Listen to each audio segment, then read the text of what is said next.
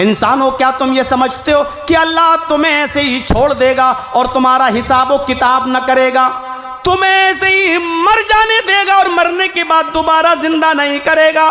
क्या तुम ये सोचते हो? गलत सोचते हो। अलम यकुन नुतफतम मिन मनी युमना, क्या इंसान तू शुरू में एक हकीर पानी की बूंद न था, एक हकीर पानी का कतरा न था, जो पानी तेरी माँ के पेट तक पहुँचाया गया, उसके रहम तक, उसकी बच्चेदानी तक वो पानी पहुँचाया गया। फिर उसी पानी की एक बूंद से अल्लाह ने जीता जागता इंसान बनाया। फखलक फसव्वा, बना सवा कर दुरुस्त कर दिया। उसी पानी के कतरे से तेरी आंखें बनाई, तेरी नाक बनाई, तेरा कान बनाया, तेरे होंठ बनाए, तेरे हाथ बनाए, तेरे पैर बनाए, तेरे हाथों में और पैरों में उंगलियों के जोड़ बनाए, तेरे हाथों को और पैरों को मोड़ने की सलाहियत दी है, तेरे बाल उगाए, तुझे नाखून दिए खुजाने के लिए, चलने के लिए पैर दिए। ये सारे काम अल्लाह ने रहम मादर में किए, औरत के पेट के अंदर किए। ओ तेरी माँ खाना खा रही थी और अल्लाह तेरी माँ के पेट के अंदर तेरा सर बना रहा था। तेरी माँ चल रही थी और अल्लाह तेरी माँ के पेट के अंदर तेरी आंखें बना रहा था। तेरी माँ सो रही थी और अल्लाह तेरी माँ के पेट के अंदर तेरा दिल बना रहा था। अल्लाह ने उसी पानी के कतरे से इतना नरम भेजा बनाया कि 2 उंगलियों के बीच में रख के मसलना चाहो तो मसल दो, और उसी पानी के कतरे से अल्लाह ने इतनी मजबूत खोपड़ी बनाई कि हथौड़ा मारो तब जाकर टूटे, इतनी मजबूत हड्डी भी बनाई। फजाला मिनहु ज़ौजैन ज़कर वल उन्सा, उसने रहमे मादर के अंदर नर भी बना दिया, मादा भी बना दिया, लड़का और लड़की भी बना दिया। वो ही इस बात पर कादिर है। ओ मेरे बंदो, जब मैं ये सारे काम माँ के पेट के अंदर कर सकता हूँ, अलैसा ज़ालिका बिक़ादिरिन अला युह्यिल मौता, तो क्या वो अल्लाह इस बात पर कादिर नहीं है कि तेरे मरने के बाद कब्र से तुझे दोबारा जिंदा कर दे, तुझे दोबारा उठा दे, तुझे दोबारा कब्र से जिंदा करके लोगों के सामने पेश कर दे? पहली बार जब मैं कर सकता हूं तो दोबारा नहीं कर सकता। कोई काम, ये माइक वाला जिसने माइक बनाया, जब पहली बार बना लिया, इसको मैं तोड़ के फेंक दूं तो दोबारा बना लेगा कि नहीं बना लेगा? जब पहली बार बना सकता है, जो मुश्किल काम है, जब पहली बार बना लिया तो दोबारा तो बहुत आसान है। जब अल्लाह इंसानी शक्ल में हमें, जबकि हमारा वजूद भी नहीं था, जब वो वजूद में ला सकता है, तो जब वजूद आ चुका है तो इस वजूद को दफनाने के बाद क्या दोबारा वो जिंदा नहीं कर सकता? वो हमें क्या दोबारा हमें इस मिट्टी से उठा नहीं सकता? अलैसा ज़ालिका बिक़ादिरिन अला युह्यिल मौता, क्या वो इंसानों को दोबारा जिंदा नहीं कर सकता? मेरे प्यारे साथियों, सब कुछ अल्लाह करता है। इंसान के जिस्म में जो नसें और रगें और जोड़ हैं, अगर उनको लाइन से, मेडिकल साइंस पढ़िए और डॉक्टरों से पूछिए, मेरे भाइयों, इनको अगर लाइन से लगा दिया जाए, एक जोड़ को दूसरे जोड़ के साथ, एक नस को दूसरी नस के साथ, एक रग को दूसरी रग के साथ, तो एक इंसान 980 मील पहुंच जाएगा। 980 मील तक इंसान का जिस्म पहुंच जाएगा। 980 मील फैले हुए इस जिस्म को समेटकर एक बालिश्त से भी छोटी बच्चेदानी के अंदर उस अल्लाह ने कैद कर दिया। ऑक्सीजन उसने पहुंचाया, हवा उसने पहुंचाई, खाना पेट के अंदर उसने पहुंचाया, तमाम जिंदगी के सामान उसने मां के पेट के अंदर किए। और जब तू पेट से बाहर आया तो अभी तक तेरी माँ की पिस्तान सूखी हुई थी, लेकिन तेरे बाहर आने से पहले अल्लाह को तेरी इतनी फिक्र थी कि उसने तेरी माँ की पिस्तान को मिल्क से, दूध से भर दिया, ताकि आए मेरे बंदे तुझे कोई तकलीफ ना हो, तू दुनिया में आए तो सबसे हल्का फुल्का ग़िज़ा खाता रहे, पीता रहे। तुझे पैदा होते ही तेरी माँ की पिस्तान में हमने तेरी ग़िज़ा भर दी। मेरे भाइयों, कितना नाशुक्र है वो इंसान कि जब अल्लाह रब्बुल आलमीन माँ के पेट से बच्चे को पैदा कर दे और बाहर निकाल दे, और फिर अल्लाह का नाम लेकर ऐरों गैरों का नाम ले ले और दूसरों का नाम ले ले और ये कहे कि ये फलां ने दिया है, अल्लाह की कोई कुदरत नहीं। नाशुक्री है ये। आए माज शिर्क मत करना। इन कुतिलता हुर्रिकता, चाहे तुझे कत्ल कर दिया जाए या तुझे जला कर राख कर दिया जाए, अपने आप को जला कर राख करवा लेना, लेकिन शिर्क मत करना। एक चीज होती है कुफ्र और एक चीज होती है शिर्क। अगर किसी की जान जा रही हो, मुसीबत हो और उससे कुफ्र कराया जा रहा हो, तो अपनी जान बचाने के लिए कुफ्र किया जा सकता है। लेकिन अगर किसी की जान जा रही है और उससे शिर्क कराया जा रहा हो बचने के लिए, तो जान बचाने के लिए शिर्क नहीं किया जा सकता है। दोनों के अंतर को समझिएगा। अगर कोई कमपट्टी पे बंदूक रख के कहो अल्लाह नहीं है, अल्लाह का इनकार कर, तो अल्लाह का इनकार करने, जान बचाने के लिए किया जा सकता है। कोई ये कहे कि अल्लाह का इनकार कर तब तेरी जान बख्शेंगे वरना शूट कर देंगे, और अल्लाह का इनकार करने से जान बच रही है, तो जान बचाने के लिए अल्लाह का इनकार किया जा सकता है, लेकिन वो भी दिल से नहीं, ज़बान से। घर आने के बाद फिर कह दो कि अल्लाह मैंने दिल से तेरा इनकार नहीं किया था, अशहदु अल्ला इलाहा इल्लल्लाह व अशहदु अन्ना मुहम्मदन अब्दुहु व रसूलुहु, क्योंकि दिल का हाल तो अल्लाह जानता है। लेकिन अगर कोई शिर्क करवाए और ये कहे कि मेरे सरदार को सजदा करो, मुझे सजदा करो, मेरे आका मेरे मालिक को सजदा करो, तब मैं तुझे छोड़ूंगा वरना शूट कर दूंगा, तो अपनी जान बचाने के लिए किसी के सामने सर नहीं झुकाया जा सकता है, सजदा नहीं किया जा सकता है। सर कटवा लेना, आग में जलाया जाए तो जलवा लेना, जलाकर राख किया जाए तो करवा लेना, शूट किया जाए तो शूट हो जाना, लेकिन अल्लाह को छोड़कर किसी और के सामने सजदा नहीं करना। शिर्क और कुफ्र के अंतर को समझने की कोशिश कीजिए। मस्जिद का मुतवल्ली और सेक्रेटरी सूद खाता है। जर्जी साहब जुमा पढ़ाने जा रहे हैं, किसी ने बता दिया कि जर्जी साहब आप इस मस्जिद में इमामत करते हो? जी। 5 वक्त की नमाज पढ़ाते हो? जी। सूद के बारे में बोलो। जर्जी साहब कहते हैं सूद के बारे में नहीं बोलेंगे। क्यों? अगर सूद के बारे में बोलेंगे तो मुतवल्ली सेक्रेटरी हमें निकाल देगा मस्जिद से, क्योंकि वो सूद खाता है। ये भी शिर्क है। क्यों? क्योंकि तुमने सेक्रेटरी को रज़्ज़ाक समझ लिया है, रोजी देने वाला। तुमने अल्लाह को रोजी देने वाला नहीं समझा, जबकि तुझे सूद के बारे में बोलना चाहिए था। सेक्रेटरी निकालता अल्लाह एक दरवाजा बंद करता, 100 दरवाजे खोलता है अपने बंदे के लिए। तू क्यों मुतवल्ली और सेक्रेटरी से डर रहा है? मुझ में एक ऐब बड़ा है कि वफादार हूं मैं। बोलते वक्त मुझे होश नहीं रहता कि मैं क्या बोल रहा हूं और किसके ऊपर जा रही है ये बात। बाद में जब मैं अपनी तक़रीर सुनता हूं तब सोचता हूं कि ये नहीं बोलना चाहिए था। मेरे भाइयों, शिर्क और कुफ्र को समझने की कोशिश करो। पहली चीज क्या बताई? इन ला तुश्रिक बिल्लाहि शैयन इन कुतिलता हुर्रिकता, शिर्क मत करना, चाहे तुम्हें कत्ल कर दिया जाए या जलाकर राख कर दिया जाए। यह है पहली चीज। इस्लाम समझो क्या है। दूसरी चीज, बिजली गिरेगी नौजवानों के ऊपर।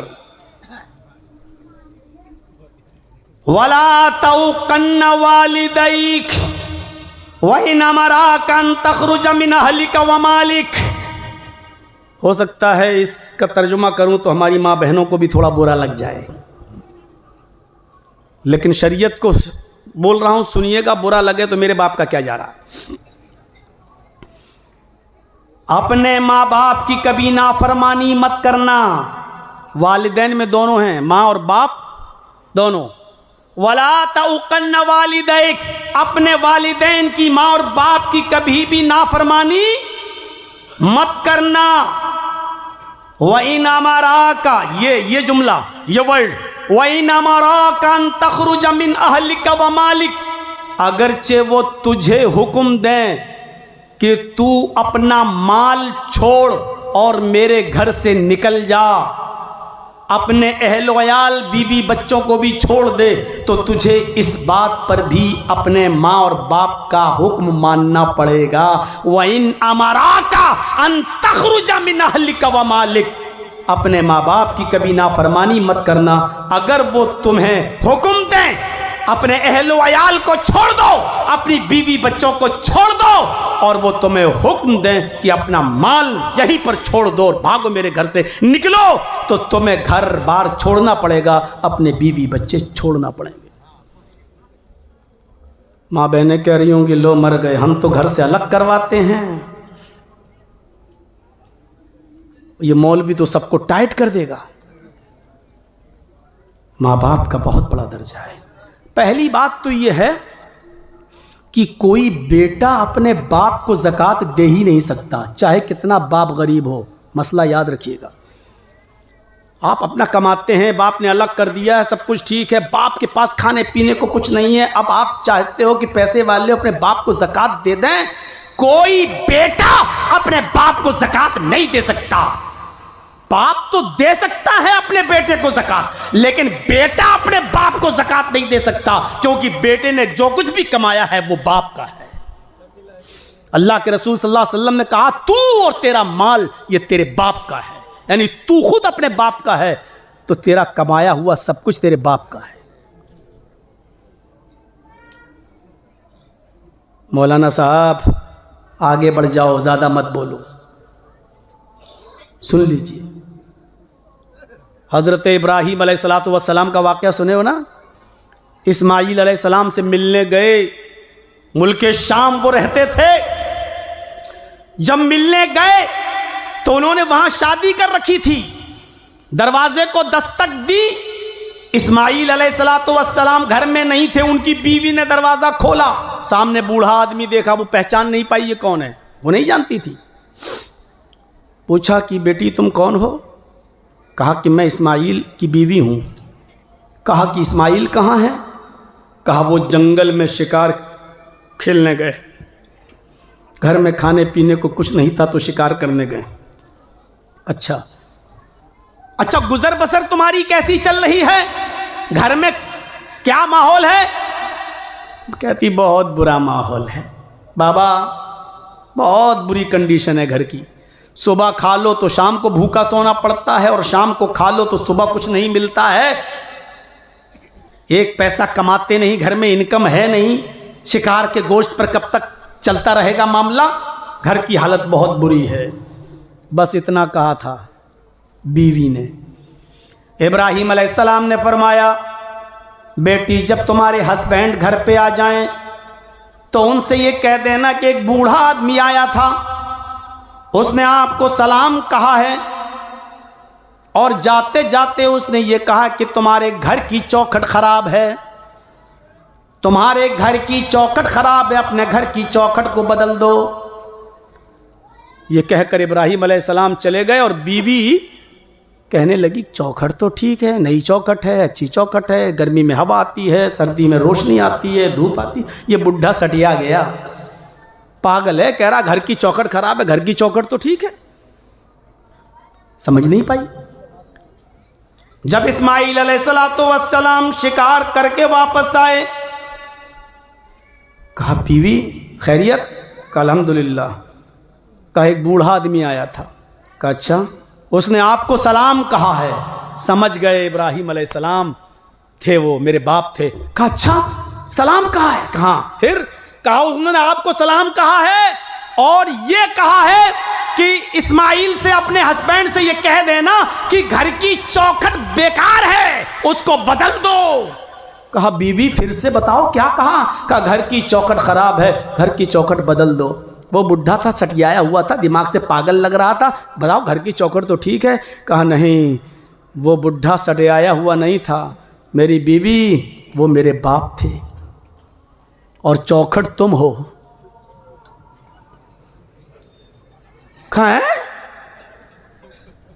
कुछ पूछा था? कहां पूछा था? घर में गुजर बसर कैसी चल रही थी? कहा तुमने क्या कहा? कहा मैंने कह दिया बहुत बुरे हालात हैं, सुबह खा लो तो शाम को नहीं मिलता, शाम को खा लो तो सुबह नहीं मिलता। कहा मेरे बाप समझ गए कि तू अल्लाह की नाशुक्रगुजार बंदी है, अल्लाह की नाफरमान बंदी है, अल्लाह ने जिस हाल में रखा है तू उस पर सब्र नहीं कर रही है, इसीलिए मेरे बाप ने कहा चौखट बहुत बुरी है, उसको बदल दो। मेरी बीवी, अब मैं तुम्हें अपने घर में नहीं रख सकता क्योंकि ये मेरे बाप का हुक्म है, लिहाजा मैं तुम्हें तलाक देता हूं। उस जमाने में तलाक का जो दस्तूर था उसके मुताबिक इस्माइल अलैहिस्सलाम ने अपनी बीवी को तलाक दे दी। मैंने कहा था ना हमारी माँ बहनों को बुरा लगेगा, ये तो अभी सबको तैयार ना कर देगा, हमें छोटी छोटी बातों पे तो हम लोग लड़ते हैं। मंजर याद रखिएगा, अब इस्माइल अलैहिस्सलाम जब तलाक दे चुके, अलग कर दिया, वहां दूसरी शादी कर ली। फिर 1-2 साल के बाद इब्राहिम अलैहिस्सलाम फिर मिलने गए, फिर दरवाजे को दस्तक दी, फिर दूसरी बीवी निकली। कहा तुम कौन? कहा मैं इस्माइल की बीवी हूं। कहा अच्छा, वो कहाँ है? शिकार करने गए। ओह, घर में गुजर बसर बेटा कैसी चल रही है? कहा अल्हम्दुलिल्लाह, अल्लाह का शुक्र है, अल्लाह ने जिस हाल में रखा है हर हाल में अल्लाह का शुक्र है। कहा बेटी मैं जा रहा हूँ, तुम्हारे हस्बैंड घर में आ जाएं तो कहना एक बूढ़ा आदमी आया था, उसने आपको सलाम कहा है और कहा तुम्हारे घर की चौखट बिल्कुल ठीक है, उसको बरकरार रखना, उसको कायम रखना। वो कहती है बुढ़ा सटिया गया, मैंने कब, चौखट की तो कोई बात ही नहीं हो रही है और ये कह रहा है चौखट बरकरार रखना। जब इस्माइल अलैहिस्सलाम आए, कहा बीवी ने कोई बुढ़ा आदमी आया था, बूढ़ा, ओल्ड मैन। कहा अच्छा, क्या कहा? कहा आपको सलाम कहा। कि अच्छा और कुछ? कहा उसने कहा कि चौखट बरकरार रखना सही है, ठीक है।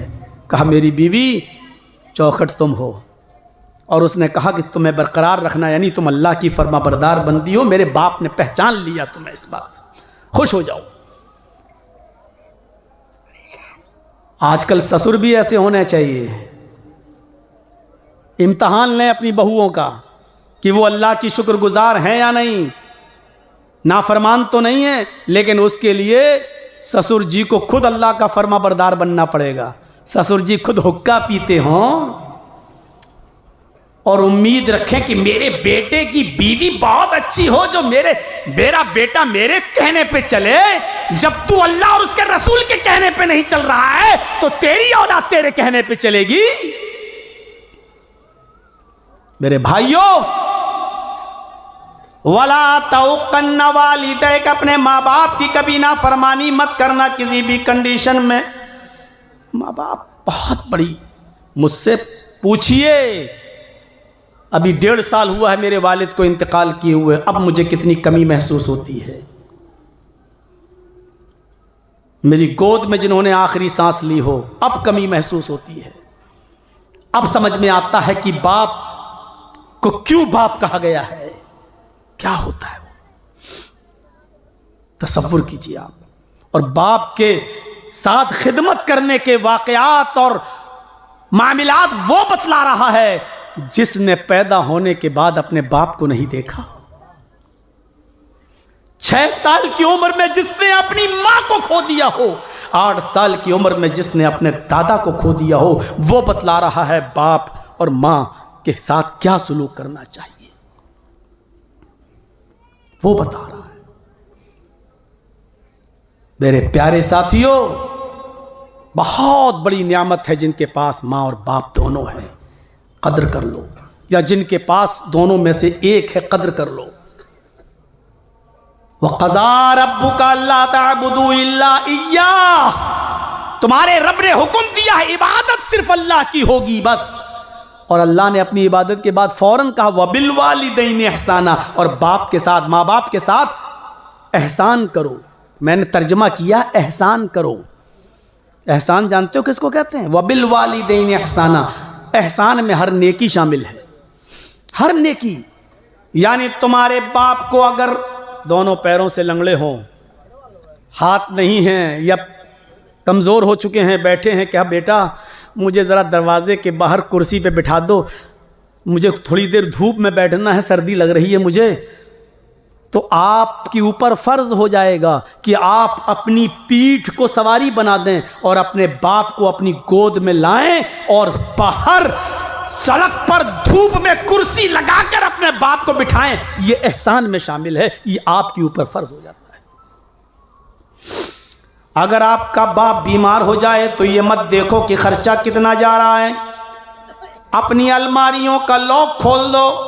अगर आपके बाप की ज़िंदगी एक दिन भी बच रही है और उसके लिए लाखों रुपया खर्च हो रहा है तो लाखों रुपया मत देखो, ये एहसान में शामिल है। इसलिए कि बाप ना होता, अगर तुझे पैदा न किया होता तो ये दौलत तेरे पास ना होती। तू और तेरा माल तेरे बाप का है, इसलिए अपने बाप को राज़ी करो हर हाल में। हज़रत उमर फारूक रज़ी अल्लाह ताला अन्हु खाने काबा का तवाफ़ कर रहे हैं। एक आदमी को देखा कि वो अपनी लंगड़ी लूली और अंधी माँ को तवाफ़ करा रहा है, अपने गोद पे अपनी पीठ पर लाद कर। हज़रत उमर ने कहा, मुबारक हो, ये तुम्हारी माँ है, अल्लाह ने तुम्हें खिदमत करने का मौका दिया, तुम अपनी माँ को तवाफ़ करा रहे हो। उस आदमी ने पूछा, अमीरुल मोमिनीन, क्या मेरी माँ का हक अदा हो गया?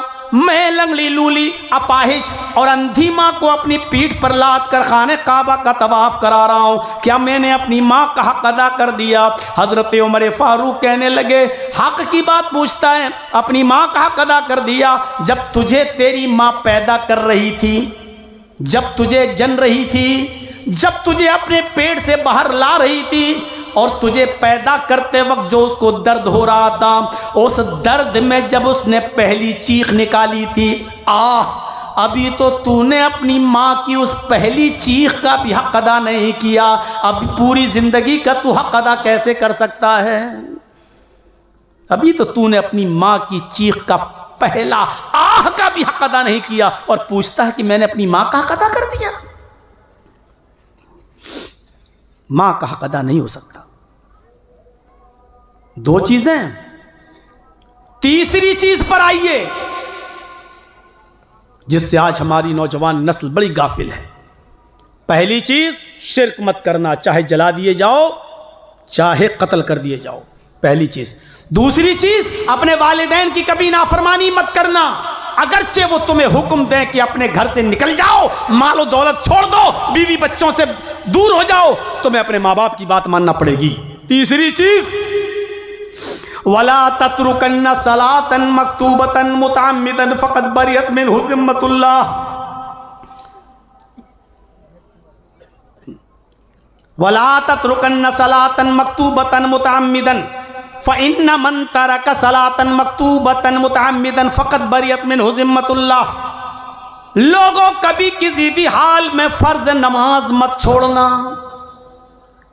ला तत्रुकन्ना कहा, किसी भी कंडीशन में, किसी भी हालत में तुम फर्ज नमाज मत छोड़ना। फ़इन्न मन तरक सलातन मक्तूबतन मुतअम्मिदन, इसलिए कि जो कसदन जानबूझकर आमदन फर्ज नमाज तर्क कर देता है, फर्ज नमाज छोड़ देता है, फ़क़द बरियत मिन्हु ज़िम्मतुल्लाह, तो अल्लाह की फिर उसके ऊपर कोई जिम्मेदारी नहीं रहती, और अल्लाह की जिम्मेदारी से वो दूर हो गया। ड्राइवर बैठता कहता, नहीं साहब आप मुझ पर भरोसा रखते हैं? ये अल्लाह के बाद आप पर ही भरोसा है भाई। तो ठीक है, जब आप मुझको भरोसा रखते हो तो अभी आपको खैरियत के साथ पहुंचाना ये मेरी जिम्मेदारी है। ठीक है, चलिए। अल्लाह ने कहा नमाज पढ़ोगे तो तुम्हारी जिम्मेदारी है मेरी, और अगर फर्ज नमाज को तुमने छोड़ दिया तो तुम्हारी कोई जिम्मेदारी मेरे ऊपर नहीं है। फ़क़द बरियत मिन्हु ज़िम्मतुल्लाह, अल्लाह की जिम्मे से वो आदमी दूर हो गया। कभी मत छोड़ना, ये मजबूरी नहीं चलेगी। मैं बैंक में नौकरी करता हूं, लिखा पढ़ी करता हूं, मौलाना साहब बैंक का मैनेजर मुझे इजाज़त नहीं देता, मैं जिस ऑफिस में काम करता हूं हमारा मालिक, हमारा मैनेजर हमें इजाज़त नहीं देता, मैं जो बिज़नेस करता हूं उसमें मसरूफ़ रहता हूं, मैं उसमें जो है हमें फुर्सत नहीं मिलती, क्या मैं शाम को घर आकर इकट्ठी पढ़ सकता हूं? ये सब बहाने नहीं चलेंगे। और माफ़ कीजिएगा, मसला अपने दिमाग की खोपड़ियों में बिठा लीजिएगा, अच्छी तरीके से मसला याद रखिएगा। हर वो सर्विस चाहे सरकारी हो या प्राइवेट, हर वो नौकरी चाहे वो सरकारी हो या प्राइवेट, हर वो बिजनेस जो आपका अपना हो चाहे जैसा भी हो, अगर उस बिजनेस में या उस सर्विस से आपकी नमाज छूट रही है तो वो सर्विस भी आपके लिए हराम है और वो बिजनेस भी आपके लिए हराम है। नमाज को नहीं छोड़ा जा सकता है, सर्विस छोड़ी जा सकती है, बिजनेस छोड़ा जा सकता है, लेकिन नमाज नहीं छोड़ी जा सकती है। सिर्फ दो चीजें हैं उज़्र, ये दो चीजें अगर आपके पास हैं तो नमाज को मुलतवी कर सकते हैं, पोस्टपोन, पढ़ना फिर भी पड़ेगी। वो दो चीजें क्या हैं? इज़ा हज़रत ताम, आपके सामने बीवी ने खाना रख दिया, आपके सामने खाना आ गया और जैसे ही खाना आया अजान होने लगी, अल्लाहु अकबर अल्लाहु अकबर, तो अब खाना खा लो, क्योंकि अब छोड़ के जाओगे तो नमाज में खाने की तरफ दिमाग लगा रहेगा तुम्हारा।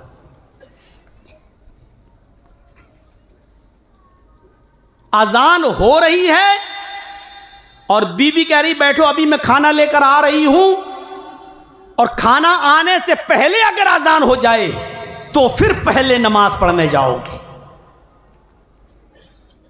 हाज़ारा का लफ्ज़ है, अगर हाजिर हो जाए खाना और खाना आ जाने के बाद अगर अजान हो रही है तो पहले खाना खा लो, उसके बाद आप नमाज पढ़ने जाइए।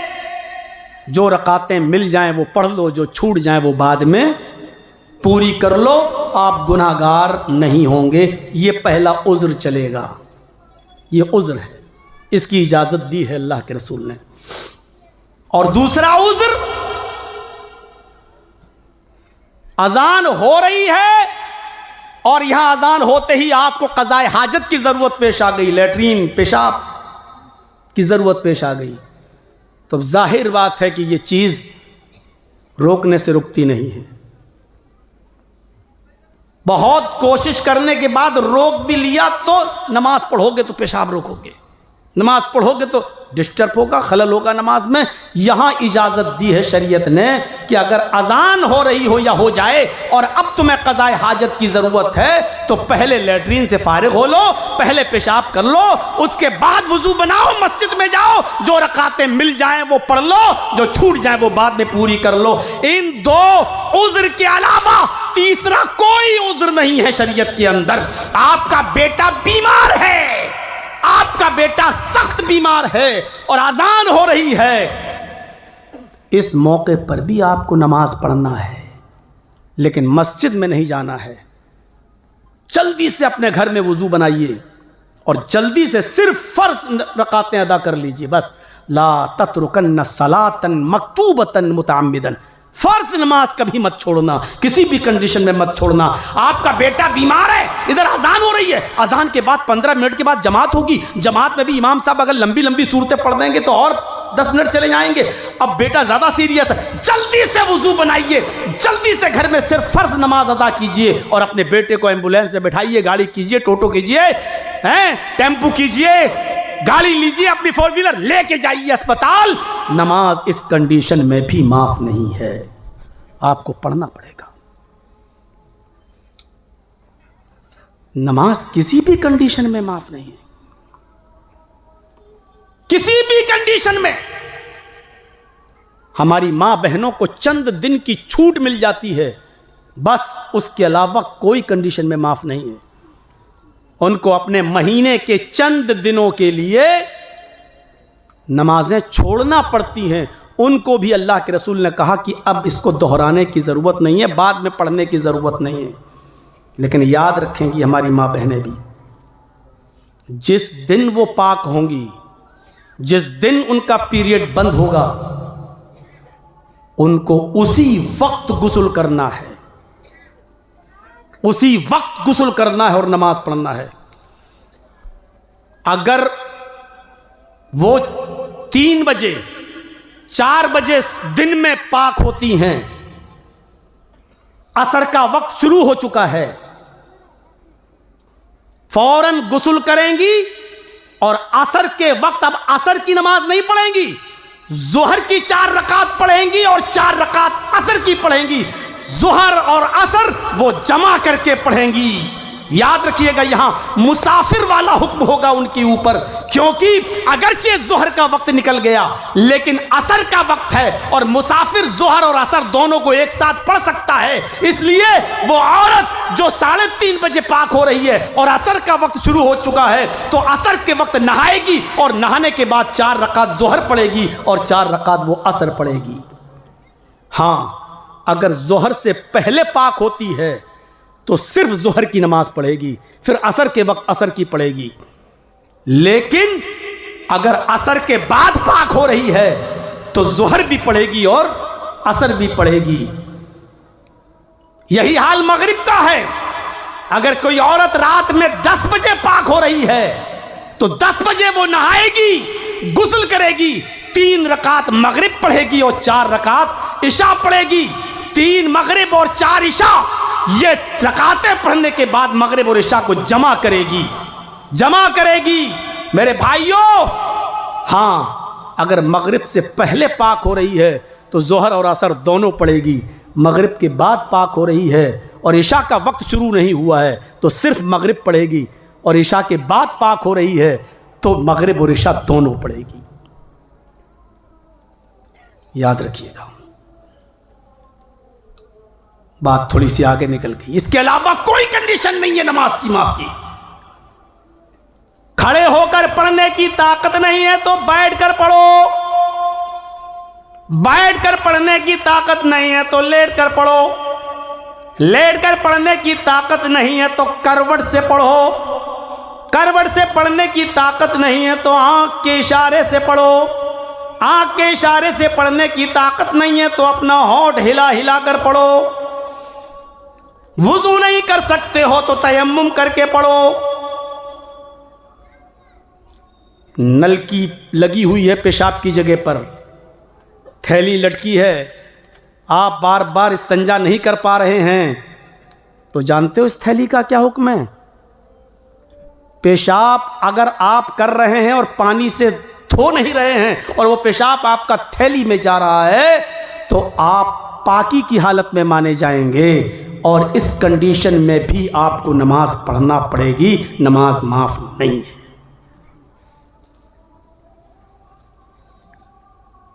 कहाँ हैं हम और आप? बहुत मामूली समझ रखा है ना नमाज के मामले को।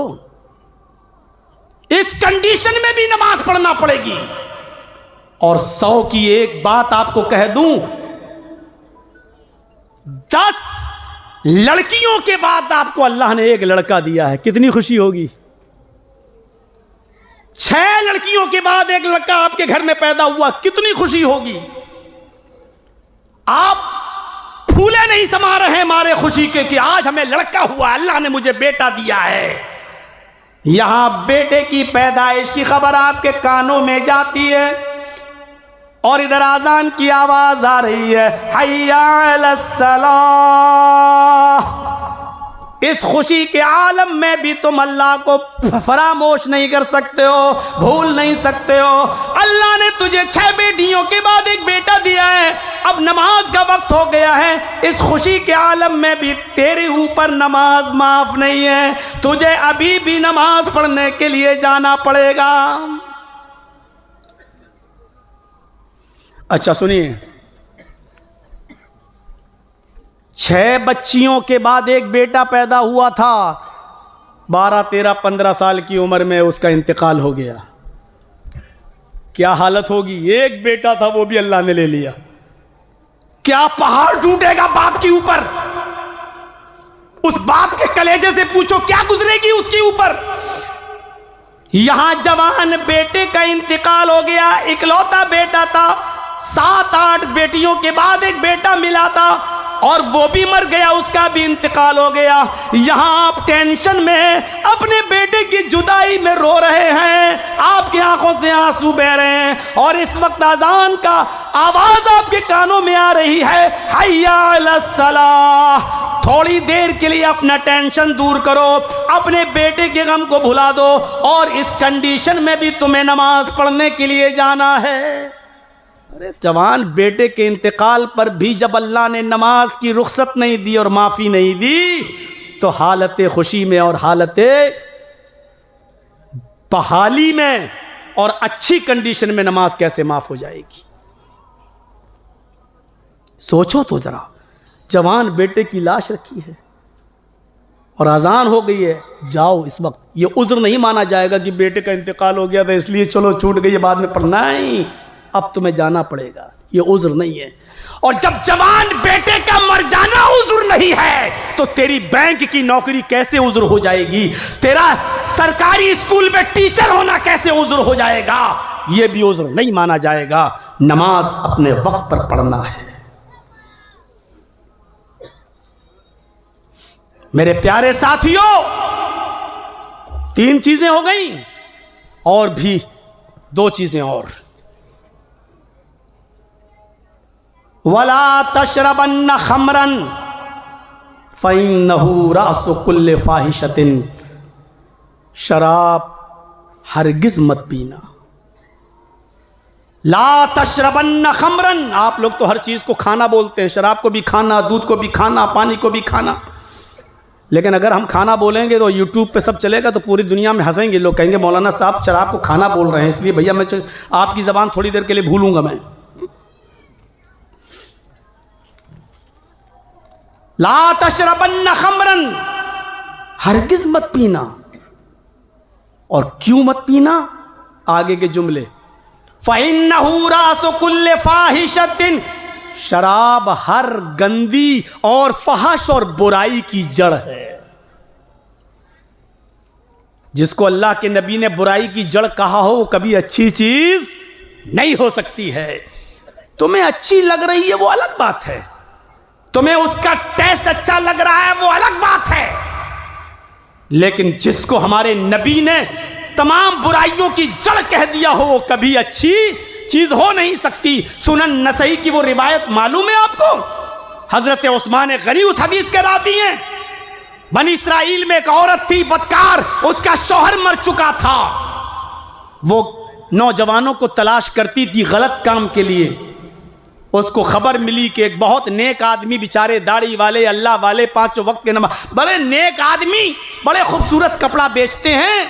तो उसने अपनी नौकरानी से कहा कि इस मौलाना को, इस अच्छे आदमी को, इस नेक आदमी को ज़रा मेरे पास लाओ, बड़ा खूबसूरत नौजवान है, बहाना बनाकर मेरे पास लाओ और इसके साथ मैं गलत काम। वो अपनी नौकरानी को पैसा देती थी और किसी तरीके से उस नौजवान लड़के को बुला लिया। अब जब नौजवान लड़का वहां आया, कहा कि मेरी मालिकन आपसे कपड़ा खरीदना चाहती हैं, आप चलिए। जब ये नौजवान लड़का वहां पहुंचा, नेक था, अल्लाह वाला था, बड़ा शरीफ, जब ये वहां पहुंचा, पहुंचने के बाद नौकरानी ने कहा कि आप अंदर चले जाइए, हमारी मालिकन दूसरे तीसरे दरवाजे के अंदर बैठी हुई हैं, जाइए आप उनको कपड़ा दे दीजिए। ये अंदर चले गए, एक दरवाज़ा बंद, दूसरा खोला, अंदर चले गए, दूसरा दरवाज़ा बंद, तीसरा दरवाज़ा खोला, अंदर चले गए, तीसरा दरवाज़ा बंद, चौथे दरवाजे को खोला तो औरत बैठी हुई है। उसने कहा आओ, ये कपड़ा दिखाने लगे, ये इतने रुपए मीटर, ये इतने रुपए मीटर, ये इतने रुपए, कपड़ा दिखाने लगे। और वो कहती, उसको कपड़ा ख़रीदना ही नहीं था। उसने कहा अरे ये सब रखिए, आप कपड़ा नहीं ख़रीदना है, आप मुझे खुश कर दीजिए, आपको कितना पैसा चाहिए मैं दे दूँगी, आपको कितनी रकम चाहिए मैं दूँगी, आप मुझे खुश कर दिए। हदीस के अल्फाज, उस औरत ने कहा उदुनु मिन्नी, मेरे करीब आइए, मेरे साथ गलत काम कीजिए, मेरे साथ हम बिस्तरी कीजिए, मेरे साथ जिना कीजिए। इन्होंने उसको अल्लाह के अजाब से डराया। अब जिसके ऊपर जवानी का भूत सवार हो वो अल्लाह के अजाब से डरेगा? कितना समझाएंगे कि हमारे यहाँ की लड़कियाँ अल्लाह के अजाब को नहीं जानती हैं, फिर भी भाग भाग के शादियाँ कर रही हैं। नहीं हो रहा है क्या समाज में और सोसाइटी में? हैं? हमने तो सुना है कि 2-2, 3-3 बच्चों की अम्मा भी भाग रही हैं अपने बच्चे छोड़ छाड़ के। अब इन औरतों के सामने अल्लाह का अजाब बयान करोगे तो इनको कुछ समझ में आएगा? हालात ऐसे हो चुके हैं मेरे भाइयों, दीनी मदरसे में पढ़ने वाली आलिमा और फाजला, बुखारी पढ़ने वाली, कुरान की तफसीर पढ़ने वाली, बुर्के में जाने वाली, बुर्के में रहने वाली लड़की भी जब उत्तर प्रदेश के अंदर, मेरे प्यारे साथियों, एक कॉन्वेंट स्कूल में अगर पढ़ाती है और पढ़ाते पढ़ाते गैर मुस्लिम लड़के के साथ उसका प्यार का चक्कर चल जाता है तो मंदिर में जाकर और सिंदूर लगा के शादी करती है और हिंदू धर्म को कबूल करती। जब हालात इस स्टेज तक पहुंच जाएं तो आप अपनी बेटियों से फिर क्या उम्मीद रखेंगे?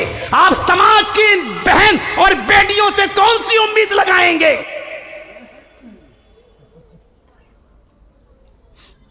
और सुन लो, दुनिया का कोई भी मौलवी इन भागी हुई लड़कियों का निकाह पढ़ाता है, वो मौलवी भी मरदूद है। कोई भी लड़की किसी भी लड़के के साथ भागकर किसी दूसरी जगह अगर शादी करती है तो वो शादी नहीं मानी जाएगी। कोर्ट मैरिज करती है तो वो भी जायज नहीं है। दूसरे गांव में जाकर कोई हाजी, कोई नमाजी, कोई बुढ़ा, कोई बुजुर्ग आदमी कहता बेटी कोई बात नहीं, मैं तेरा बाप बन गया हूं, तो तेरे बाप बन जाने से वो तेरी बेटी नहीं बन जाएगी। जब तक वो अपने उस भागाए हुए लड़के के साथ रहेगी, जिना का गुनाह इस बने हुए बाप पर भी पड़ेगा। बेगैरत कठमुल्लो, तुम्हें किसने बता दिया कि भागी हुई लड़की का निकाह पढ़ा दो?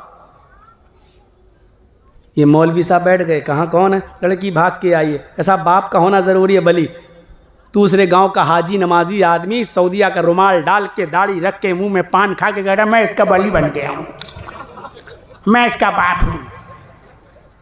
बाप बन गया तू? तेरे बाप बन जाने से वो तेरी बेटी हो गई।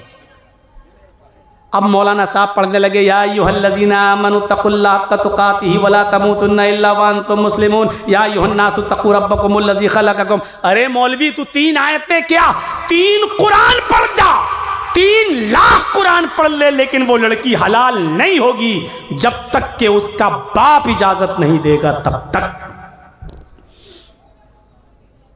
अपने मां बाप से भाग कर जाने वाली लड़कियों, बंगाल के किसी भी कोने में तुम निकाह के बाद रह रही हो, रब्बे काबा की कसम तुम हरामकारी कर रही हो, तुम जिनाकारी कर रही हो। तुम्हारे जितने बच्चे पैदा हो रहे हैं वो सब हरामी बच्चे हैं, नाजायज बच्चे हैं। ना उनका वरासत से कोई हक है, ना उनकी जमीन और जायदाद में कोई मिल्कियत है, वो इस हक से महरूम है। वो आदमी भी जिनाकारी कर रहा है, वो लड़की भी बदकारी कर रही है, और जितने बच्चे पैदा हो रहे हैं वो सारे बच्चे हरामी और नाजायज बच्चे पैदा हो रहे हैं, चाहे उसका निकाह सऊदिया के इमाम हरम ने ही क्यों ना पढ़ाया हो। शरीयत तेरे बाप की मीरास है क्या? शरीयत में उमर और अम्मार का नहीं चला तो तेरा चलेगा फतवा? 2-2 बच्चों की अम्मा और 5-5 बच्चों की अम्मा भाग गई, बच्चों को छोड़ के भाग गई, और बाद में पता चला जब मरेंगी ना, न इधर के हुए न उधर, न खुदा ही मिला न विसाले सनम, न इधर के रहे न उधर के हुए हम। गलत है, नहीं होना चाहिए। बाप मौजूद है तो बाप वली है। निकाह पढ़ाते वक्त बाप से इजाजत ली जाएगी।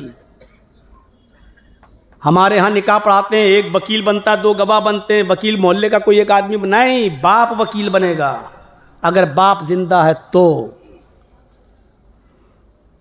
और बाप कहेगा कि हाँ हम अपनी बेटी की शादी कर रहे हैं, और बेटी भी अगर उस शादी से खुश है तो। दोनों तरफ है, बाप शादी ज़बरदस्ती करा रहा है बेटी की और बेटी वहाँ नहीं करना चाहती, तब भी शादी नहीं होगी। सुन लीजिए आप,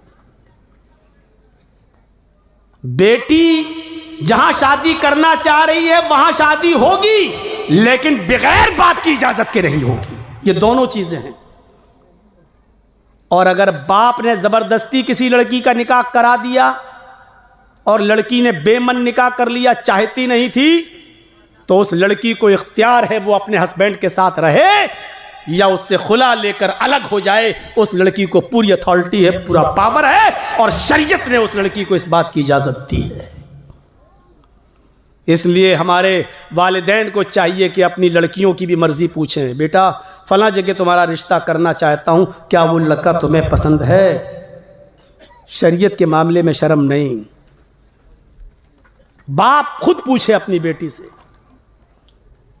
बाप को कहते बेटी हमें क्या जवाब देगी, बेटी को बता देना भी चाहिए। हज़रत उमर ने तो अपनी बेटी से पूछा था कि बेटी तुम सच सच बताओ कि एक औरत शौहर के बिना कितने दिन तक रह सकती है।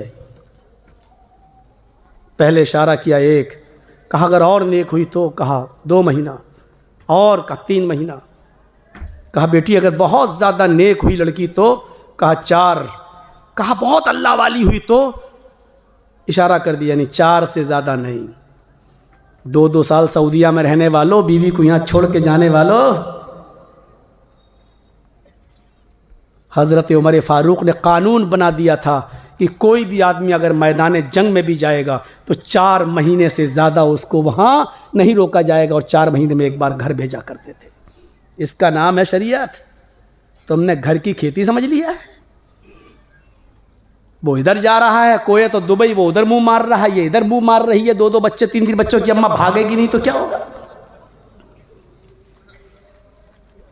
ये पर्सनल जिंदगी है, इसमें आप, हाँ बीवी अगर आपको इजाजत दे रही है वो एक अलग मैटर हो जाता है, लेकिन वो किस दिल से इजाजत देती है उसको समझना मर्द का। अब तुम गरीबी का हवाला दे रहे हो, साहब बहुत गरीबी है, बीवी हमें जाने दो, और वो मजबूर है आपकी हालत देख के भेज रही है। अरे तुझसे किसने कहा था कि 50,000 रुपये कमाने जा? तू 10,000 रुपये यहाँ कमा। जरूरी है जो सुकून तुझे यहाँ रहकर अपनी बीवी के साथ मिलेगा वो वहां नहीं मिल सकता है। तू भले ही पैसा कमा ले, लेकिन सुकून पैसा नहीं दे सकता है। कितने लोग ऐसे हैं जिनके पास लाखों करोड़ों रुपया है, लेकिन फ्रिज का पानी पीने से डॉक्टर ने मना किया है, नहीं पी रहे हैं। क्यों? अमीर आदमी है, सुकून कहाँ तेरी जिंदगी में? डॉक्टर ने मना किया, तला हुआ चीज़, तेल मसाले की चीज़ नहीं खा सकते हो, सब दलिया खा रहे हो, खिचड़ी खा रहे हो, सब कुछ है तेरे पास लेकिन खिचड़ी खा रहा है। पैसा सुकून नहीं दे सकता है। अला बिज़िक्रिल्लाहि तत्मइन्नुल क़ुलूब, अगर सुकून कोई चीज़ दे सकती है तो वो है अल्लाह का जिक्र। और मियाँ बीवी का ताल्लुक़ भी जिक्र है। अल्लाह के रसूल कहते हैं कि अगर कोई शख्स अपनी बीवी के साथ हम बिस्तर होता है, सुनिए शर्म की बात नहीं, तो इस काम पर भी उसको सवाब मिलता है, नेकी। सहाबा ने कहा अल्लाह के रसूल इस पर भी सवाब? हम अपनी लज्जत के लिए, हम अपने एंजॉय के लिए ऐसा करते हैं फिर भी सवाब? तो अल्लाह के नबी से कहा अगर वो अपनी हलाल बीवी को छोड़कर किसी गैर औरत के पास जाए तो उसको गुनाह पड़ेगा या नहीं पड़ेगा? तो कहा हाँ उसको गुनाह पड़ेगा। तो कहा जब वो हराम जगह से बचकर हलाल जगह पर अगर एंजॉय हासिल कर रहा है तो उसको नेकी क्यों नहीं मिलेगी? ये है शरीयत। मौलाना साहब यहाँ इतने लोग भाग रहे हैं, इतनी भाग रही हैं, समाज में भी तो देखो तुम्हारे अंदर पर्दा कितना है। जलसों में मेले लगाओगे तो क्या हाल होगा, चूड़ियाँ बिकेंगी तो क्या हाल होगा, लिपस्टिक चुपड़ चुपड़ के, मेकअप थोप थोप के जलसों में भी आएंगी तो क्या होगा? तसव्वुर तो करो आप, हम हैं कहाँ? मैदाने जंग हो रही है, एक औरत का बेटा मैदाने जंग में जंग लड़ रहा है। अबू दाऊद किताबुल जिहाद, लड़ते लड़ते वो बेटा मैदाने जंग में कत्ल कर दिया जाता है। उस बच्चे का नाम है खल्लाद। मैदाने जंग में बेटा कत्ल कर दिया गया, उसके घर खबर पहुंचाई गई। मां ने दरवाजा खोला, क्या हुआ? कहा तेरा बेटा मैदाने जंग में था। जी मैंने भेजा था। आज अल्लाह ने तेरे बेटे को शहादत से नवाजा है। मां तेरा बेटा शहीद हो गया, तेरा बेटा मैदान जंग में कत्ल कर दिया गया। उसने नजरें आसमान पे डाली और आंसुओं को पी गई। उसने आंसू जमीन के ऊपर नहीं गिरने दिए। हाथों में गिलेब्स पहने, पैरों में सॉक्स पहने, अपने हाथों को छिपाया, पैरों को छिपाया और ढीली ढाली चादर ओढ़ी, चेहरा छिपाया, सिर्फ आंखें खुली हैं। और इस हाल में वो मैदान जंग में जाती है और चीख कर कहती है, आई नबनी, आई नबनी, मेरा बेटा कहाँ है, मेरा बेटा कहाँ है। लोगों ने कहा तू कौन? मनंती, कौन है तू? उसने कहा खल्लाद की माँ, उम्मे खल्लाद। कहा जाओ इसको इसके बेटे की लाश के पास पहुंचा दो, ये अपने बेटे को देख ले। लोगों ने उसके बेटे की लाश के पास पहुंचा दिया। मां अपने बेटे को देख रही है, आंखों में आंसू आ रहे हैं, लेकिन अल्लाह का शुक्र अदा कर रही है। अल्लाह तूने मेरे बेटे को शहादत से नवाजा है, मेरे बेटे को शहादत का दर्जा अता फरमाया है। लोगों ने कहा, सहाबा ने कहा, ऐ खातून, ऐ खल्लाद की माँ, इस हाल में कि तेरा बेटा मर गया, तेरा बेटा शहीद हो गया, कत्ल कर दिया गया, और तू हाथों में गिलेव्स पहने, पैरों में सॉक्स पहने हैं, अपना चेहरा छिपाए हुए, ये बेटे की मौत की खबर सुनकर तो बड़ी बड़ी माएँ पागल हो जाती हैं, उनका दिल गुर्दा बाहर आ जाता है, बाल नोचने लगती हैं, कपड़े फाड़ने लगती हैं। इस हाल में भी तू पर्दे का इतना ख्याल कर रही है, अपने बेटे को भी देखने आई तो इस पर्दे के साथ चीख कर कहती है, ओ मोहम्मद के साथियों, मैदान जंग में मैंने अपना बेटा खोया है, अपना पर्दा नहीं। मैदान जंग में अपने बेटे को जाये किया है, मैंने अपना बेटा खोया है, मैं अपनी शर्म हया नहीं खो सकती। ये था पर्दा। मैदान जंग में भी मैंने अपना बेटा खोया है, मैंने अपना पर्दा नहीं खोया, मैं अपनी हया नहीं खो सकती। तुम जाओगे तो चेहरा खोल के देखूंगी, जब तक तुम मेरे सामने रहोगे मैं चेहरा खोलकर अपने बेटे को नहीं देखूंगी। मेरी मां बहनों, सच बताना, इस हदीस की रोशनी में जरा अपना चेहरा देखकर बताओ, इस हदीस के आईने में तुम कैसी लग रही हो। इस हदीस के आईने में, इस किस्से और इस कहानी के आसरे आईने में झांक कर देखो तुम्हारा चेहरा कैसा लग रहा है, हम कैसे नजर आ रहे हैं। वला तशरबन्न खमरन फइन्नहु रासु कुल्लि फाहिशा। बात आगे निकल गई। वो आदमी उस औरत के पास चला गया, उसने कपड़ा हटा दिया, हटाओ रखो, पैसा मैं दूंगी तुम्हें, रकम, आओ मेरे साथ जिना करो। यहीं से हम बहक गए थे, दूसरी तरफ चले गए थे। उसने बहुत समझाया, अल्लाह के अजाब से डरो, जवानी का भूत चढ़ा, शौहर मर चुका था, कहने लगी सब समझा चुके, ठीक है चलो अब आओ मेरे साथ जिना करो। कहा कि नहीं, मैं ये काम नहीं कर सकता। उसने कहा तो 3 कामों में से कोई एक काम करो। कहा क्या? एक छोटा सा बच्चा बैठा था 4-5 साल का, टेबल पे शराब रखी थी और एक तरफ खूबसूरत औरत खुद बैठी थी। उसने कहा मेरे साथ जिना करो। कहा नहीं कर सकता। नहीं कर सकते तो इस बच्चे को कत्ल करो। कहा यह भी नहीं कर सकता। कहा शराब पियो।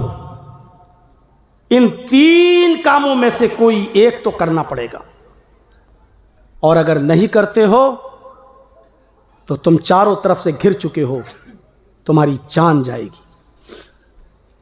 इसने बहुत गौर किया, जान बचाना भी जरूरी था।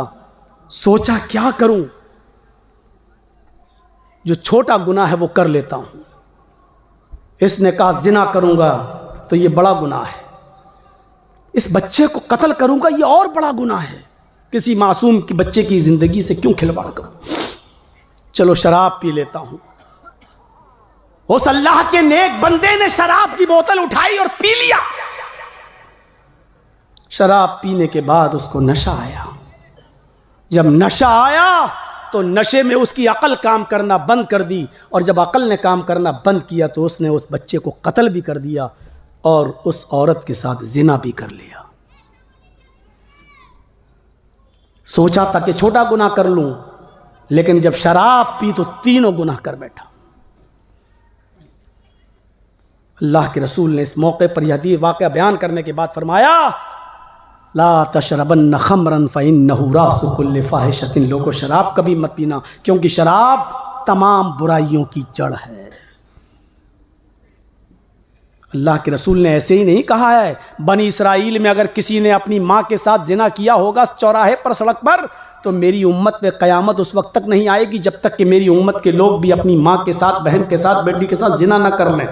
लकाना फी उम्मती मन यस्नउ ज़ालिक, मेरी उम्मत में भी ऐसे लोग पैदा होंगे जो अपनी माँ के साथ जिना करेंगे। और माँ के साथ जिना एक मुसलमान कब करेगा? चौराहे पर, रोड पर कब करेगा? जब वो शराब के नशे में चूर होगा और शराब उसकी अकल को ख़राब कर देगी।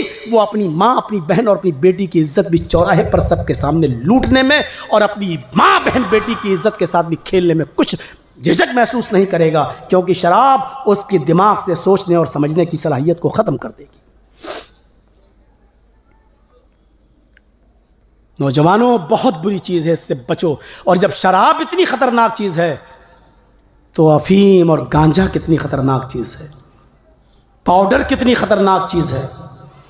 आप कितनी भी नमाजें पढ़ लो, कितने भी रोज़े रख लो, कितनी भी मस्जिदें बना लो, कितनी भी मस्जिदों को आबाद कर लो, लेकिन जब तक लोगों की ज़िंदगियों से खिलवाड़ करने वाली चीज़ों को नहीं रोकोगे तुम कामयाब नहीं हो सकते हो। एक तरफ अल्लाह की इबादत कर रहे हो और दूसरी तरफ वो चीज़ तुम पैदा कर रहे हो और बेच रहे हो और उसका बिजनेस कर रहे हो जो लोगों की ज़िंदगी से खेल रही हैं। कितने नौजवान आज अपनी माँ को मार रहे हैं सिर्फ अफीम की वजह से, गांजे की वजह से, अपने बाप के दुश्मन बने हैं। ज़मीन और जायदाद को भाई भाई का दुश्मन हो चुका है।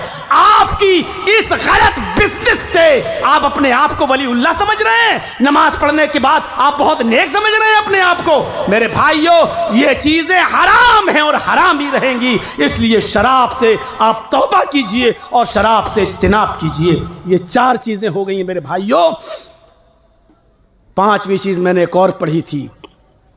अल्लाह के रसूल ने फरमाया, व इय्याका वल मासिया फ़इन्न बिल मासियति हल्ला सख़तुल्लाह, मासियत और गुनाह के हर काम से बचना, मासियत और गुनाह के हर काम से बचना। जहां अल्लाह की नाफरमानी और गुनाह के काम होते हैं, अल्लाह का अजाब उस बस्ती पर हलाल हो जाता है।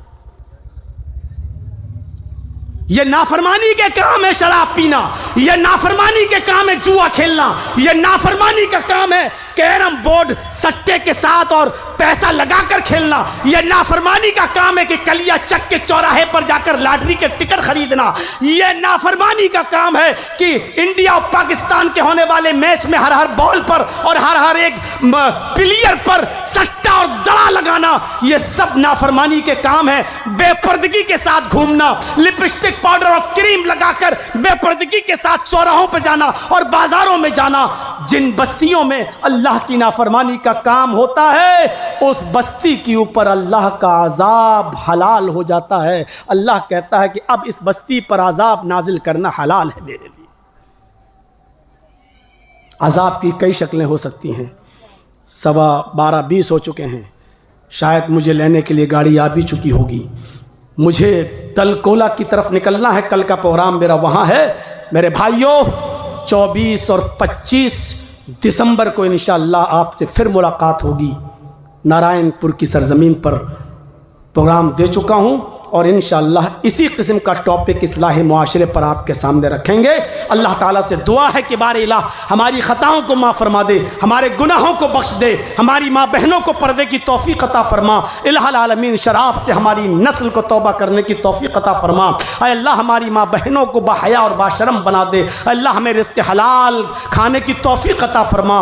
बारे इलाह जब तक तू हमें ज़िंदा रख, इस्लाम पर ज़िंदा रखना, और जब हमारा ख़ात्मा हो तो ईमान पर हमारा ख़ात्मा फरमाना। वमा अलैना इल्लल बलागुल मुबीन व आखिरु दावाना अनिल हम्दुलिल्लाहि रब्बिल आलमीन। अस्सलामु अलैकुम व रहमतुल्लाहि व बरकातुहू। জাযাকুমুল্লাহু খাইরান জাযা ওয়া আহসানুল জাযা। এতক্ষণ ধরে আমাদের সামনে আমাদের শেখ ফজলুল শেখ মাওলানা জাবির সাহেব কোরআন হাদিসের রশিদে